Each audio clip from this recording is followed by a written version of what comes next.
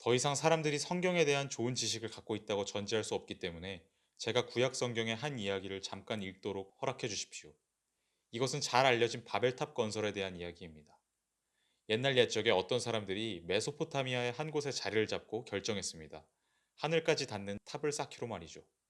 그들은 말했습니다. 이 탑으로 하나의 이름을 세우고 그럼으로써 우리가 온 땅에 흩어지지 않도록 하자. 여호와께서 사람들이 지은 도시와 탑을 내려다보고는 말씀하셨다. 이 사람들은 한 백성이고 그들의 언어도 다 똑같다. 이 일은 그들이 하려고 하는 일의 시작에 불과하다. 그들은 하려고만 하면 어떤 일이든지 다 할 수 있을 것이다. 그러니 내려가서 그들의 언어를 뒤섞어 놓자. 그리하여 그들이 자기들끼리 하는 말을 전혀 알아듣지 못하게 하자. 그렇게 여호와께서는 사람들을 온 땅 위에 흩어놓으셨다. 그리고 그들은 탑을 쌓는 일을 그만두었다. 우리는 현대의 관점에서 이 텍스트를 우선적으로 구약 성경적인 종교적인 맥락에서만 읽을 필요가 없습니다. 우리는 공통적인 언어의 단일성과 결속이 무엇인지에 대해 깊이 생각해 보아야 합니다. 단일한 언어는 본래적으로 거대한 의지와 무한한 자신감을 전달하는 것입니다. 제 말은 우리는 이 텍스트를 통해 자연스럽게 질문해야 한다는 겁니다. 과연 우리가 단일한 언어로 향하는 길을 갖고 있지 않다는 사실, 그리고 제 믿음에 따르면 앞으로도 우리는 단일한 언어를 결코 갖게 되지 않을 것이라는 사실은 과연 이 세계와 관련해 어떤 의미를 가질까? 또한 우리가 단일한 언어를 가질 때보다 지금처럼 단일한 언어를 갖고 있지 않을 때 우리의 힘을 오만한 일에 사용하고자 하는 유혹에 얼마나 더 면역되게 되는 걸까? 철학자로서 저는 묻고 싶습니다. 언어란 뭘까? 세계란 뭘까? 다양성이란 뭐고 단일성이란 뭘까?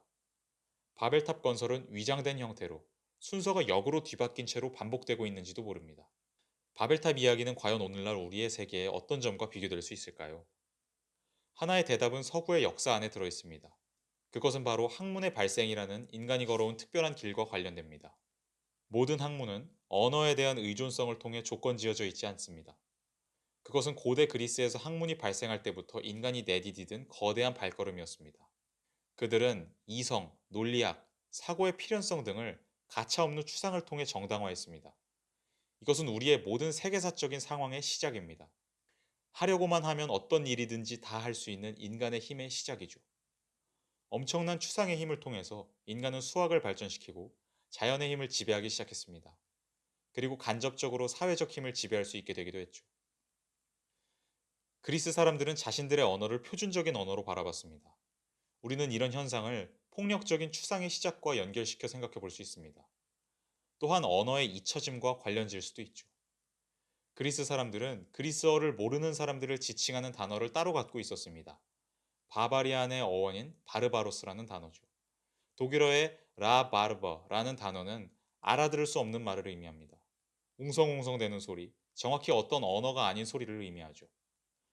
고대의 두 문화적인 언어인 그리스어와 라틴어가 근대의 초기에 이르러 학문적인 언어로서의 힘을 충전했고 보편적인 교양 언어가 되었습니다. 오늘날에도 보편적인 언어를 향한 움직임은 계속되고 있습니다. 우리는 오늘날 우리의 기술적인 완전성을 가져다주는 연구를 하는 데 있어서 칠판에 어떤 언어를 쓰는데 그때 사용되는 언어는 우리가 이해할 수 없는 상징들이죠. 우리가 자라오면서 익숙하게 익힌 모국어로부터 멀어지고 완전히 능수능란한 수학적 상징 체계를 지배적인 언어의 형태로 발전시키는 것.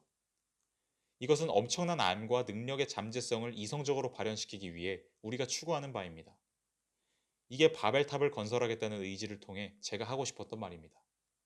언어를 잇는 것은 문명의 중요한 특징입니다. 언어란 과연 무엇일까요? 언어가 무엇이길래 우리 사이에 스며들어 소위 이름들을 만들어내는 것일까요? 바벨탑 이야기에서 나오는 것처럼요. 철학의 분야에서 20세기는 언어적 전회라고 불리는 사건이 일어난 시대입니다. 철학자들은 언어를 중심적 주제로 해서 세계를 이해하려고 하는 흐름을 만들어냈죠. 언어적 전회는 한편으로 영국에서 일어났습니다. 러셀의 천재적인 제자인 비트겐슈타인이 중심적이었죠. 러셀과 비트겐슈타인은 일상 언어에 대해 관심을 가졌습니다. 우리가 상대에게 무언가를 이해시키기 위해 언어를 어떻게 사용하는지에 대해서요. 언어적 전회는 다른 한편으로 독일에서 일어나기도 했습니다. 신칸타파와 연결된 현상학 전통으로부터 해석학적인 현상학의 흐름으로 전환된 것이죠. 하이데거가 중심적인 역할을 했습니다. 여기서도 돌연 언어를 인간 존재의 근본적 구조로 이해하기 시작했습니다. 언어의 생성은 단순히 단어가 생겨나는 것 이상입니다. 언어는 단순히 형식적인 개념적 상징, 수학화되어 방정식 안에 들어가는 상징에 그치는 것이 아닙니다. 언어는 우리와 관련된 것입니다. 이런 생각은 비트겐슈타인에서도 강조되죠. 언어는 다른 사람들과 함께 서로에게 사용하는 것입니다. 언어는 상대방을 이해시키고자 하는 시도를 담고 있을 때, 서로 간에 교환될 때, 말을 주고받는 대화에 사용될 때 비로소 진정한 언어가 됩니다. 이런 식의 철학적인 전환을 통해 우리는 이제 언어를 이해를 위한 것으로 여기게 되었습니다. 세계를 뜻하는 독일어의 Welt, 영어의 world라는 단어는 wer alt, 즉 인간의 시간이라는 어원을 갖고 있습니다. 세계는 인간의 세계입니다. 그것이 바로 인도 게르만어에서 세계의 근원적인 의미입니다. 세계의 이러한 의미는 세계를 이해하는 것이 무엇인지에 대해 무언가 중요한 것을 알려줍니다. 물리학에서 시도하는 것처럼 통일적인 구조물을 만들어내는 것이 세계를 이해하는 것의 전부일까요? 그렇지 않습니다. 세계는 그 한가운데에 인간이 빠져 있는 무언가입니다. 물리학에서처럼 방정식을 통해 거리감을 가지고 세계를 이해하는 것은 이해의 부차적인 의미입니다. 세계를 이해한다는 것은 세계 안에 존재하는 우리에 대해서 이해하는 것이고 그 이해는 직접적인 소통을 통해 이루어집니다. 세계 안에 존재한다는 것은 무엇일까요? 세계는 단순히 대상에 불과한 것이 아닙니다. 세계는 주어진 것들의 전체가 아닙니다. 세계는 지평이기도 합니다. 세계는 우리가 그 안에서 나름대로의 방향을 잡아나가는 영역입니다.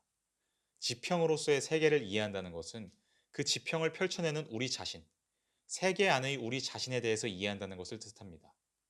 세계 안에 존재하는 우리에 대해서 이해한다는 것은 또한 나 혼자를 이해하는 것을 뜻하는 것이 아니라 각자 자신의 지평을 펼치는 또한 함께 지평을 펼치기도 하는 우리를 함께 이해하는 것을 뜻합니다. 즉, 세계를 이해하는 것은 곧 타인을 이해하는 것입니다. 이 일은 논리적인 일이 아니라 도덕적인 일이고 이것이야말로 인간의 가장 어려운 과제입니다. 우리는 다양성 안에서 연합하는 방법을 배워야 합니다. 언어 문화와 언어적 전통의 다양성 안에서요. 우리는 언어의 본래적인 생산성을 참과 거짓을 구별하는 규칙적 시스템으로부터 동떨어진 채로 사용하는 법을 배워야 합니다. 말을 할 때 우리는 다른 사람을 이해시키기 위해 그 사람이 대답하는 것을 가능하도록 하기 위해 말을 합니다. 다른 사람의 말을 들을 때 우리는 단순히 소리를 듣는 게 아니라 지평을 가진 사람의 말을 듣습니다. 우리는 다른 사람을 경청하는 것 속에서 결속을 향한 본래적인 길이 열리는 것을 배워야 합니다. 이것은 바벨탑 건설을 반대로 진행하는 것입니다. 바벨탑을 짓는 사람들은 하나의 이름을 세우자고 말했고, 그럼으로써 서로가 온 땅에 흩어지지 않도록 하자고 말했죠. 하지만 그렇게 하나의 이름을 세운다는 것은 더 이상 다른 사람의 말을 듣지 못하게 된다는 것을 뜻합니다. 하나의 언어로만 말할 수 있게 되는 것은 다른 언어 속에 들어있는 지평을 이해하지 못하게 된다는 것을 뜻합니다. 우리는 언어의 창조적인 가능성을 존중하고 잘 돌보는 것을 배워야 합니다. 언어에 대한 다원주의를 지켜야 하는 것이죠. 하나의 문학작품, 하나의 예술작품은 각각 하나의 타인입니다. 그것들은 각각 하나의 타인으로서 우리의 반대편에 서서 우리의 대답을 요구합니다. 우리는 그 각각의 언어를 존중하고 그것을 통해 다른 사람의 마음을 이해하는 방법을 배워야 합니다. 우리는 모든 것을 동일한 언어로 말하려고 하는 정보과학을 넘어서서 언어를 가장 본래적인 가능성의 차원에서 사용할 필요가 있습니다. 그 일은 적절한 말을 찾아냄으로써 실현될 수 있고 또 적절한 침묵을 지킴으로써 실현될 수도 있죠. 우리는 대화가 가진 내적인 진리의 가능성을 지켜내야 합니다. 대화가 규칙이나 다른 사람들에 의해 부과된 것들에 종속되지 않도록 지켜내야 합니다. 저는 그럼으로써 우리가 이성에 대한 더 나은 개념을 얻게 된다고 생각합니다. 계산할 수 없다고 해서 비합리적인 것이 아닙니다. 우리는 싸울 때 제발 좀 이성적으로 생각을 해라 라고 말을 합니다.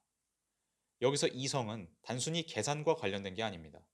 여기서 이성은 싸움에서 문제가 되고 있는 질문에 해답으로 이룰 수 있는 가능성을 가리키죠. 모든 소통은 이런 가능성을 볼 수 있게 되는 것을 전제합니다. 헤겔은 교육이란 사물을 다른 사람의 입장에서 볼 수 있게 되는 것을 의미한다고 말했습니다. 이런 의미에서 저는 공부가 여러분에게 능력과 특권만을 가져다 주는 게 아니라 다른 사람을 그 사람의 입장에서 볼 수 있게 되는 교육의 상태로 여러분을 데려다 주기를 바랍니다.